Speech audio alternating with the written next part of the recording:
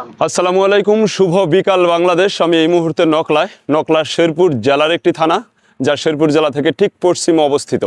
এটি 1929 সালে ময়মনসিংহ জেলা থাকতেই এটি নামকরণ করা হয় এবং থানা হিসেবে যুক্ত হয়। 1929 সালের পরে 1983 সালে যখন শেরপুর জেলা একটি আলাদাভাবে বিভক্ত হয়, তখন এই নকলাকে 1984 সালে আবার একটি থানায় রূপান্তর করা হয়। এই নকলা থানায় একটি পৌরসভা এবং 9টি ইউনিয়ন মিলে গঠিত। আর ইউনিয়ন 9টি হচ্ছে চরষ্টধর, টালকি, পাঠাকাটা, চন্দ্রকোনা, বানেশ্বরদী, গোড়দার, উরফা, নকলা ও গণপদ্দি।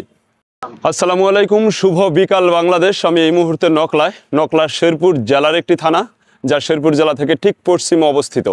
এটি 1929 সালে ময়মনসিংহ জেলা থাকতেই এটি নামকরণ করা হয় এবং থানা হিসেবে যুক্ত হয়। 1929 সালের পরে 1983 সালে যখন শেরপুর জেলা একটি আলাদাভাবে বিভক্ত হয়, তখন এই নকলাকে 1984 সালে আবার একটি থানায় রূপান্তর করা হয়। এই নকলা থানায় একটি পৌরসভা এবং 9টি ইউনিয়ন মিলে গঠিত। আর ইউনিয়ন 9টি হচ্ছে চরষ্টধর, টালকি, পাঠাকাটা, চন্দ্রকোনা, বানেশ্বরদী, গোড়দার, উরফা, নকলা ও গণপদ্দি।